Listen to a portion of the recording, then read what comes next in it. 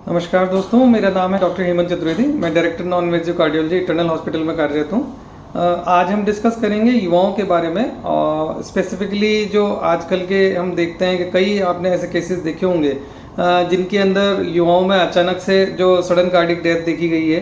तो पहले एक टाइम था जबकि ये माना जाता था कि जो हार्ट डिजीज़ है ये बुजुर्गों की डिजीज़ है और एक सर्टेन एज के बाद ही हार्ट अटैक या इस तरह की डेथ देखने को मिलती है और युवाओं में इस तरह की डेथ देखने को जनरली नहीं मिलती है। लेकिन पिछले कुछ दिनों से हमने देखा है कि बहुत सारे ऐसे केसेस आए हैं जिनमें युवाओं में सडन कार्डियक डेथ है और जो कि बहुत ही फिजिकली एक्टिव थे, जो कि कहना चाहिए कि काफ़ी कसरतें काफ़ी अच्छे से करते थे या फिर जो कि फिजिकली काफ़ी एक्टिव थे, उसके बावजूद भी उनके अंदर इस तरह का देखने को मिला है कि सडन कार्डियक डेथ हुई है।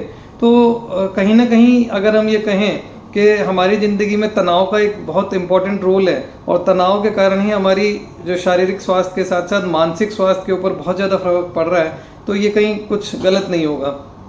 तो अगर मैं आपसे ये कहूँ कि क्या कारण हो सकते हैं जिनके कारण इस तरह के हार्ट अटैक्स देखने को मिल रहे हैं, तो उसमें जो सबसे बड़ा जो कारण है वो है तनाव। अब लगातार तनाव से शरीर में क्या होता है कि रोगों को लड़ने के लिए जो वाइट ब्लड सेल्स हैं, कुछ स्पेशल जो ब्लड सेल्स होती हैं, उनकी संख्या बहुत ज़्यादा बढ़ जाती है और वो हमारी जो हार्ट की जो कॉर्नरी आर्टरीज होती है, जो ब्लड वेसल्स होती है, उनकी अंदरूनी सतह के ऊपर जम जाती है। जब वो अधिक मात्रा में हो जाती है तो वो जम जाती है और वो फिर प्लेटलेट्स के साथ मिलकर एक तरीके के खून का थक्का, जो ब्लड क्लॉट्स है, वो बनाने की कोशिश करती हैं, जिसके कारण हार्ट अटैक आने के चांसेस ज़्यादा हो जाते हैं। सेकेंडली अगर हम देखेंगे तनाव के कारण जो स्ट्रेस हार्मोन्स हैं, जो एड्रेनलिन है, जो कॉर्टिसोल है, वो बहुत ज़्यादा मात्रा में एकदम से वो रिलीज होते हैं। जैसे ही स्ट्रेस हार्मोन्स रिलीज होते हैं तो उसके कारण क्या होता है कि हमारे ब्लड शुगर्स, हमारे जो ब्लड प्रेशर, हमारा ब्लड शुगर, हमारा कोलेस्ट्रॉल, ये सारे काफ़ी ज़्यादा अफेक्टेड होते हैं और ये बहुत बुरी तरह से प्रभावित होते हैं, जिसके कारण से हार्ट अटैक होने की संभावना कई गुना बढ़ जाती है। एड्रेनलिन के रिलीज होने से जो ब्लड, जो नॉर्मली जो लेमिनर फ्लो में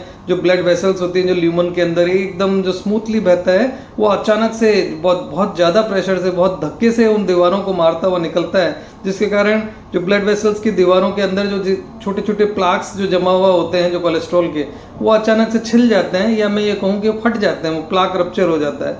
और जब वो प्लाक रप्चर होकर वो आड़ा, अगर हम ल्यूमन के अंदर अगर वो आड़ा पड़ जाएगा तो वो एकदम से ब्लड फ्लो को अवरुद्ध कर देगा या ऑक्लूड कर देगा। इसी को हम कहते हैं हार्ट अटैक।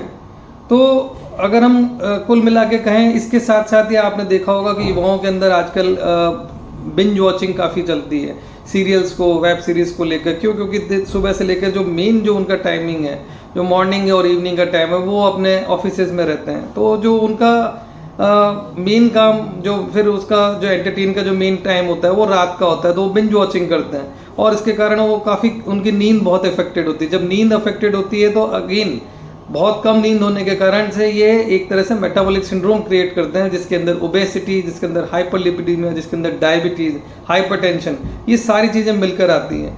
साथ ही अगर हम कहें कि इसमें एक चीज़ और देखना पड़ेगा कि हम खा क्या रहे हैं। आजकल का जो युवा है वो क्या खा रहा है, उसको ये बात की बिल्कुल परवाह नहीं है।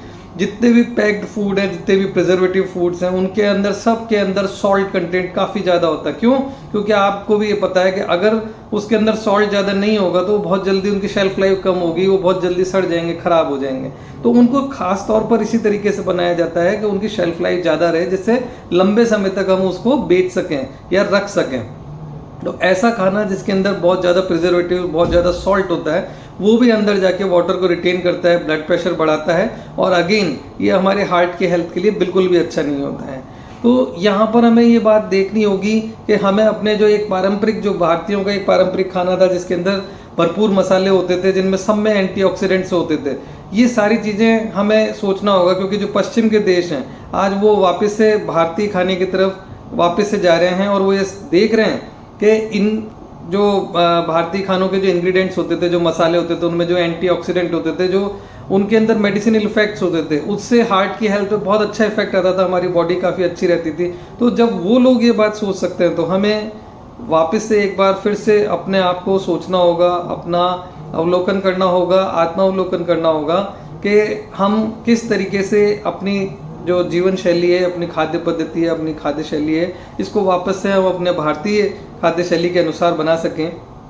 साथ साथ तनाव को जितना हम कम कर सकेंगे, क्योंकि जो आजकल का जो कॉर्पोरेट जो सिस्टम है उसके अंदर पीयर प्रेशर बहुत ज़्यादा होता है, उसके अंदर टारगेट वर्किंग होता है, हमें टारगेट बेस काम करना होता है, हमारा टारगेट के डेडलाइंस होती हैं, हमें उन डेडलाइंस के ऊपर स्टिक रहना पड़ता है। अगर वो जरा सा भी कम ज़्यादा होता है तो हमारी धड़कनें ज़्यादा हो जाती हैं और स्ट्रेस हार्मोन सीक्रेट होते हैं।